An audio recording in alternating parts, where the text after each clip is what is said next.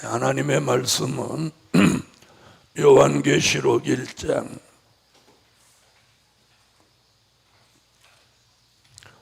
3절이 되겠습니다. 요한계시록 1장 3절.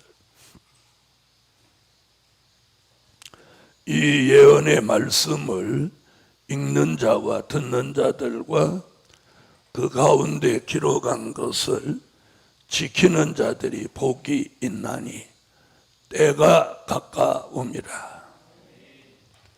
때가 가까울 때 복 있는 종. 오늘 아침 말씀 제목은 때가 가까울 때 복 있는 종. 아멘. 사도 요한은 말씀 서두에서부터 주의 재림 때가 가까움을 말씀하고 있습니다. 그래서 이 때가 가깝다는 것은 7절에 보면 볼지어다 구름을 타고 오시리라. 주의 재림을 말씀하고 있는 겁니다.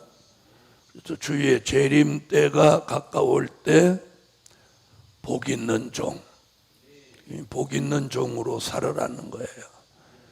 그럼 이 주의 재림 때가 가까울 때 복 있는 종은 누구냐?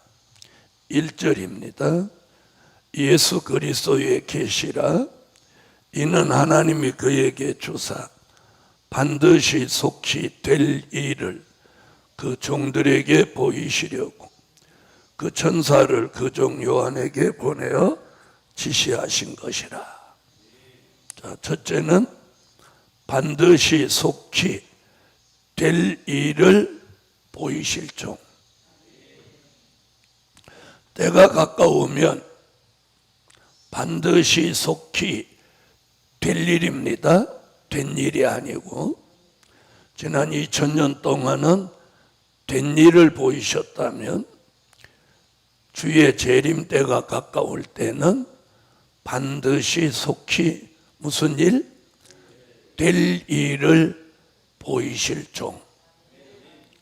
하나님의 뜻이 있는 복 있는 종들에게는 때가 되면 될 일의 말씀을 보이신다는 겁니다. 그 종이 복이 있는 종입니다. 그래서 반드시 속히 될 일을 보이실 종이 있다는 거예요. 그 종이 주의 재림 때가 가까울 때는 복 있는 종이다. 두 번째는 2절입니다. 요한은 하나님의 말씀과 예수 그리스도의 증거, 곧 자기의 본 것을 다 증거하였느니라. 사도 요한은 하나님의 말씀 또 예수 그리스도의 증거를 다 증거했다. 그래서 우리 시대에도 복 있는 종은 다 증거하는 종입니다. 주의 재림 때가 가까울 때 다 증거하는 종. 그럼 뭘 다 증거하냐? 말씀을 다 증거해야 됩니다. 말씀을 다 증거한다. 여기 하나님의 말씀 그랬죠? 하나님의 말씀을 다 증거한다는 것은 된 일의 말씀도 증거하고 또요 될 일의 말씀도 증거하는 종을 말씀하는 겁니다.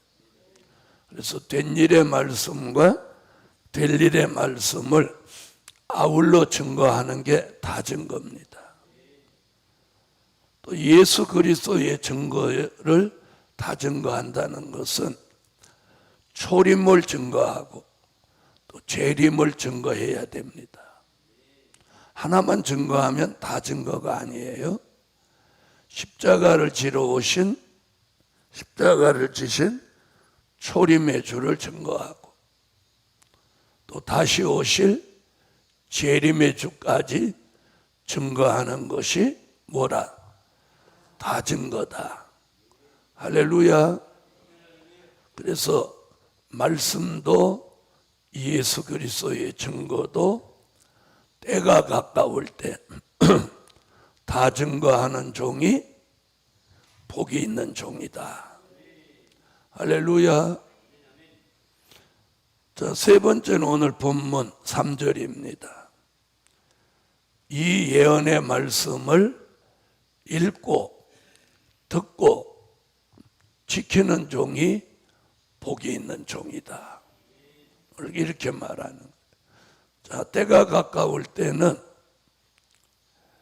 예언의 말씀, 즉 앞으로 될 일의 말씀을 읽는 종이 복이 있고 또 듣는 종이 복이 있고 그걸 지키는 종이 복이 있다. 자, 이렇게 요한계시록을 시작하는 이 첫머리에 사도 요한을 통해서 주님은 복 있는 종에 대해서 말씀하고 있어요. 그래서 오늘 하루도 예언의 말씀을 읽고 또 듣고 지켜서 주의 재림 때가 가까운 이때에 복이 있는 종으로 살 수 있기를 주 예수 이름으로 축원합니다. 자, 네 번째는 5절입니다. 또 충성된 증인으로 죽은 자들 가운데서 먼저 나시고 땅의 임금들의 머리가 되신 예수 그리스도로 말미암아 은혜와 평강이 너희에게 있기를 원하노라. 자, 여기입니다. 은혜와 예수 그리스도로 말미암아, 이게 중요해요. 이게 정통 은혜라는 거예요. 예수 그리스도로 통해서 오는 은혜와 평강. 아멘. 그래서 예수 그리스도로 말미암아 은혜와 평강이 너희에게 있기를 원하노라. 그래서 네 번째, 은혜와 평강으로 충만한 종. 그 종이 복이 있습니다. 아멘. 자, 여기서 말하는 은혜는 요한계시록 1장 4절에 나온 7 영을 통한 은혜입니다. 그리고 여기서 말하는 평강은 환난 시대에 주시는 평강입니다. 오늘 이 은혜와 평강이 너희에게 있기를 원하노라. 그래서 때가 가까울 때 은혜와 평강으로 충만한 종이 복이 있다.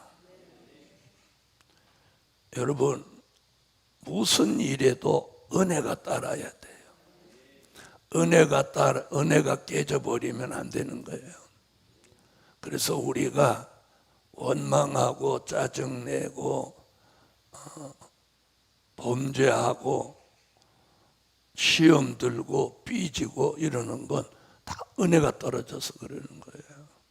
뭐 어떤 이유도 그건 소용없어요. 은혜가 충만하면 삐질 일도 없고 시험 들 일도 없고 불평, 불만, 원망할 일 없어요. 이는 흙바닥에 굴러도 은혜만 충만하면 감사가 나오는 거예요. 네. 은혜가 떨어지면 금구덕이 굴러도 왜 내가 금에서 굴러야 돼? 그러면 원망하는 거예요. 그래서 은혜가 충만하면 어떤 환경에서도 어떤 문제가 있어도 그저 회개가 나오고 감사가 나오는 거예요. 아멘. 그래서 제가 늘 얘기하죠. 안 좋은 일이 오는 것은 좋은 일이 올 징조라고. 그런데 사람들은 그렇게 생각을 안 한단 말이에요.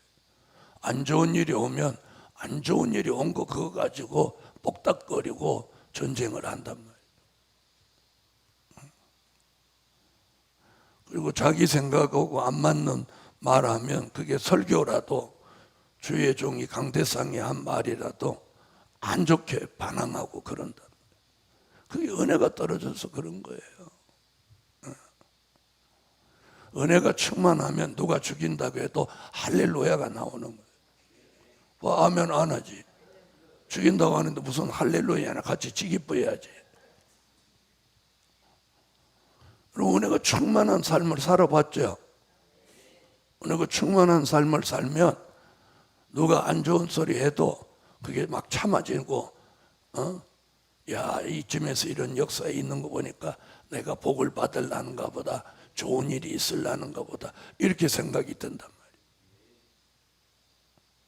그리고 사람이 안 좋은 일이 생기려고 하면 맥없이 혼자 삐지고 원망하고 불평하고 꼭 뭘 자꾸 들어도 안 좋은 쪽으로 막 꼬이고 그러는 거예요.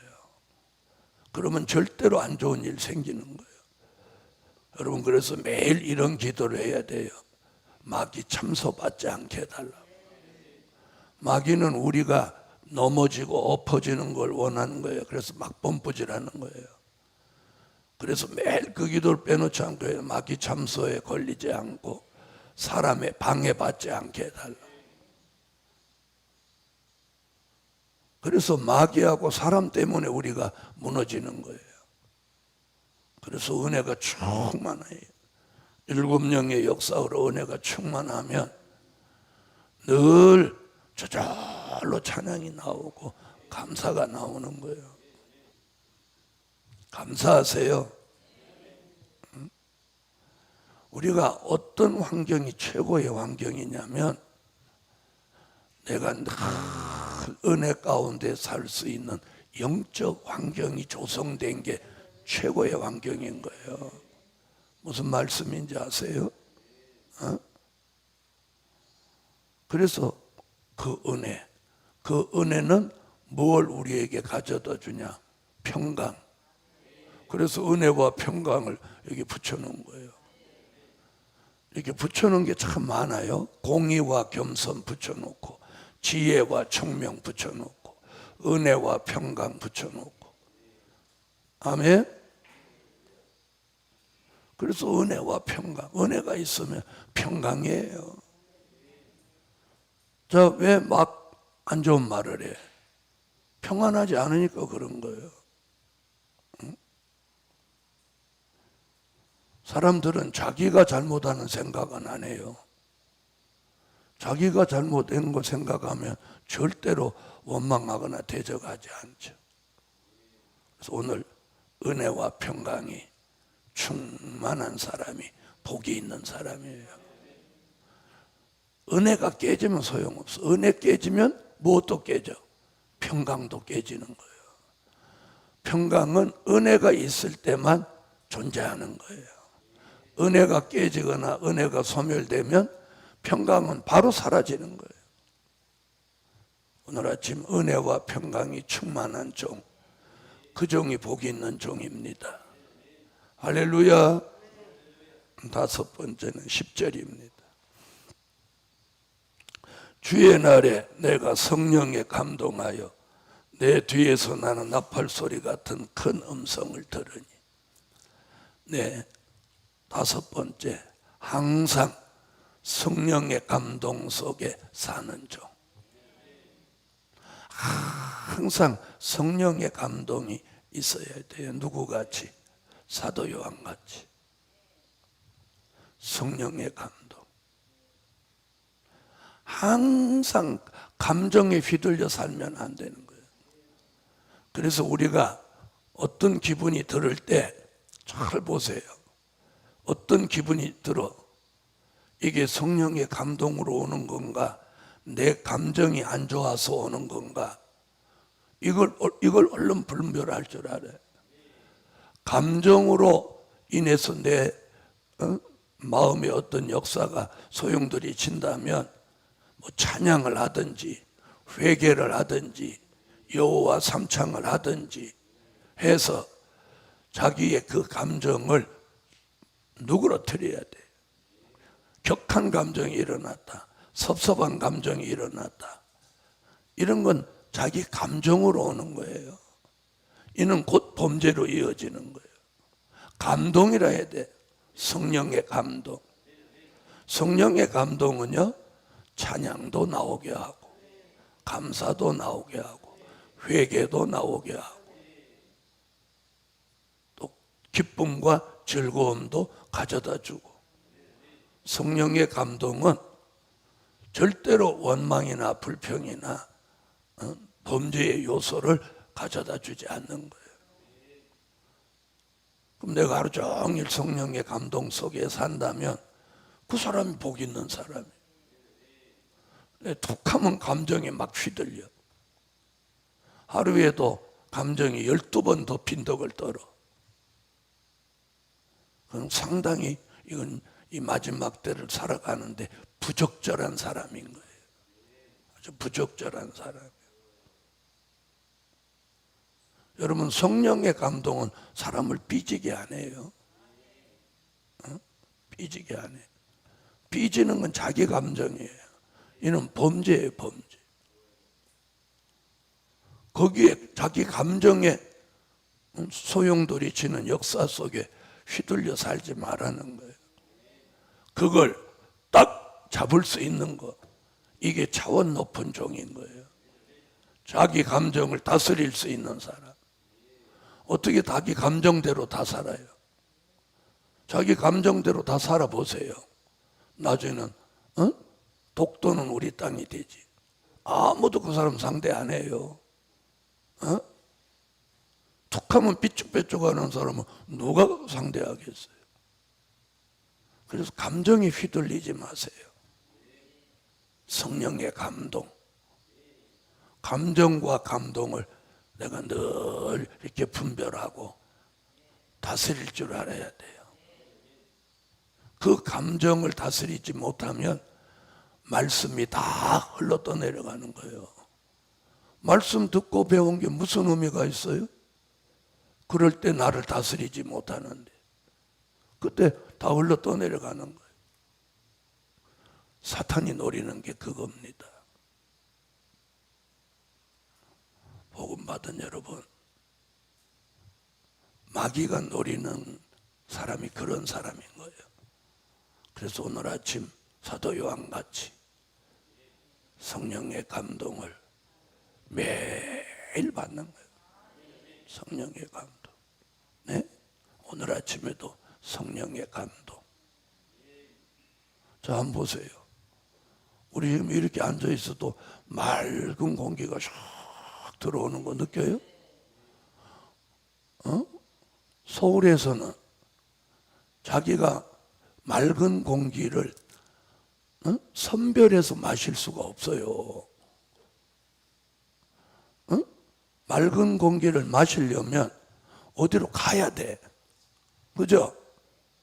근데 여기는 가만히 있어도 맑은 공기가 우리를 바람과 함께 휘 이렇게 가져다 주잖아. 맑은 공기를 배달해 주잖아. 서울은 썩은 공기를 배달해 줘. 이거 하나만 해도 이야, 여기가 에덴 동산이다. 저는 여러분 여기 계속 계시니까 잘 모르는지 모르지만 저는 부산 대구 다녀서 저 시온의대로 입고 탁 들어오면 내가 자동차 창문부터 열고 야, 이 느낌이 딱 오는 거예요. 성산의 맛. 제가 그걸 성산의 맛이라고 그래요. 이 맑은 공기. 할렐루야. 성령의 감동. 성령의 감동 속에 찬양하고 기도하고 감사하고. 여러분, 이 좋은 환경, 거기에 영적으로 얼마나 좋은 환경이에요. 여기서 아무리 소리 질러도 누가 시비 붙을 사람 하나도 없어. 에? 누가 시비 붙으면 그 사람은 저주받아. 왜?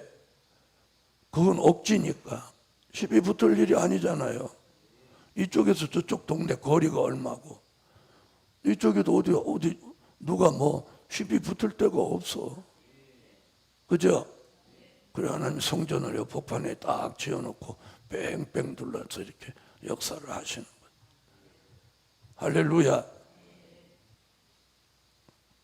5가지. 반드시 속히 될 일을 보이실 종, 다 증거하는 종, 예언의 말씀을 읽고 듣고 지키는 종, 은혜와 평강이 충만한 종, 항상 성령의 감동 속에 사는 종. 그런 종이 이 시대에 복이 있는 종이다. 그럼 오늘 이 복이 있는 종으로 저와 여러분이 맞춰서 사세요. 어려운 일 아니죠? 기도드립니다. 1,000번째 드리고 감사의 예물 드렸습니다. 전능하신 하나님, 오늘 아침도 하나님의 전에서 예배 드리고 말씀 듣고 이 좋은 환경 가운데 기도하고 이 신선한 공기를 오늘 아침도 마음껏 마시게 하시는 여호와를 찬양합니다. 모든 것이 하나님이 주신 은혜요. 또 옆에 산 4,000평을 사라고 합니다. 저는 그 말이 하나님이 시키신 말이라고 믿습니다. 하나님 4,000평 살 수 있도록 물질도 주시고, 그래서 성산의 지경을 넓혀 주시옵소서. 오늘 아침도 예물 드리며 하나님이 주시는 복을 받을 수 있게 하옵소서.